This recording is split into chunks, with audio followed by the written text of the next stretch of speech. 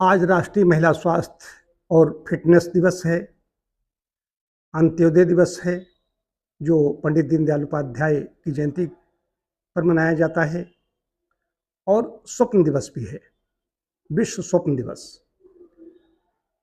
तो सपने हम कैसे देखें? सकारात्मक हमारा चिंतन होना चाहिए। केंद्र बिंदु में महिलाओं को रखूँगा, महिलाओं के स्वास्थ्य और फिटनेस की बात आती है। महिलाएँ स्वस्थ रहेंगी, तभी राष्ट्र स्वस्थ रहेगा।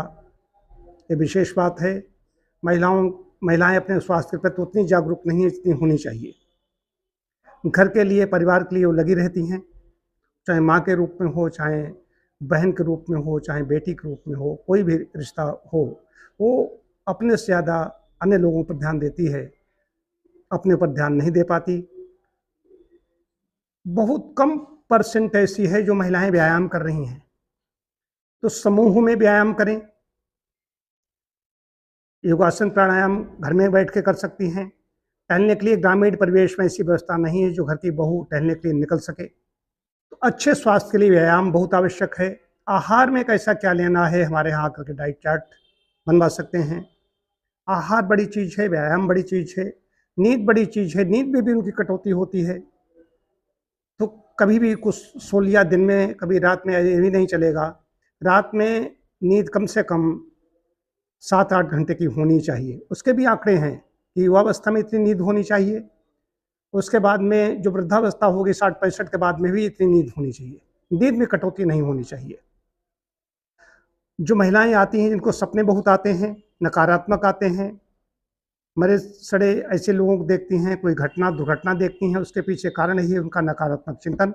मैं विश्व स्वप्न दिवस की भी बात कर रहा हूँ।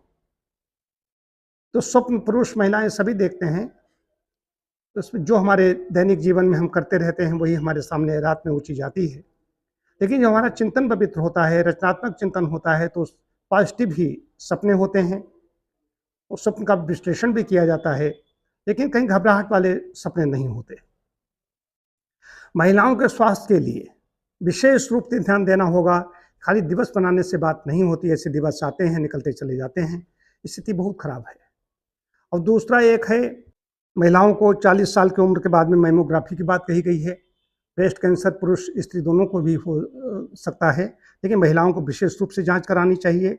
और जो पैप स्मीयर है, ये ग्रीवा कैंसर, जो सर्विक्स का कैंसर हो रहा है महिलाओं में ज़्यादा, इनको इसकी भी ये जांच होती है, पैप स्मीयर, ये भी समय समय पर करानी चाहिए। ये बहुत आवश्यक है। ये तो हुई जांच के लिए स्वास्थ्य रक्षा। और ऐसी अवस्था कोई ना आने पाए कि बहुत ग्रीवा सर्विक्स कैंसर से बहुत महिलाओं की मौतें हो रही हैं।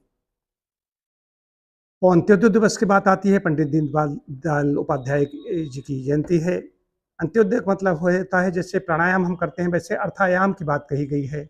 अर्थ का एक जगह भंडारण नहीं होना चाहिए। देखो ना, बड़े बड़े जो माफिया हैं, कुछ ऐसे लोग हैं, उनके यहाँ तमाम कितना पैसा निकल रहा है। अर्थायाम का मतलब है, जैसे प्राणायाम करते हैं, सांस को हम रोक नहीं सकते ज़्यादा देर तक, सांस प्राणायाम करते हैं, लंबी सांस खींचते हैं, छोड़ते हैं, वो स्वास्थ्य के लिए अच्छा होता है। वैसे अर्थायाम के बारे में उन्होंने कहा था कि हम पैसा चलता रहे, अगर रुक जाएगा तो सड़ेगा, जैसे पानी कहीं रुक जाता है तो सड़ जाता है, ठीक वैसे ही अर्थायाम की बात कही गई। तो स्वप्न दिवस है तो अच्छे स्वप्न देखें, सकारात्मक स्वप्न होने चाहिए, उनको लिए जुटना चाहिए, जुटें, जी जान से जुटें, एक चीज़। और दूसरी चीज़ ये है कि अपने स्वास्थ्य से समझौता नहीं, हेल्थ फर्स्ट। महिलाएं वो माता बनेंगी तो उनका स्वास्थ्य अच्छा नहीं होगा, उनकी संतति कैसे स्वस्थ होगी? जो रुग्ण माँ है वो रुग्ण संतति को जन्म देती है। तो स्वस्थ माँ होगी, उसका स्वस्थ चिंतन होगा, तो अच्छे वीर पुरुष पैदा होंगे, मेधावी पुरुष पैदा होंगे। ऋषि मुनि जैसे हमारे यहाँ जन्म देती रही हैं, वैसे क्यों नहीं जन्म दे रहे हैं? जगह जगह मुख से ये जो गाली बकते घूम रहे हैं, पुड़िया खा कर थूकते घूम रहे हैं, बहुत अच्छे भी हैं, लेकिन ऐसे लोगों की बाढ़ आ रही है। इसके लिए दोषी कौन है? ये माताएं ही दोषी हैं। ये उनका चिंतन अच्छा हो, स्वास्थ्य अच्छा हो, अपने फिटनेस के लिए बहुत ही संकल्पशील हों, तो उनके स्वास्थ्य के साथ साथ उनकी संतति भी अच्छी होगी और ये देश अच्छा होगा।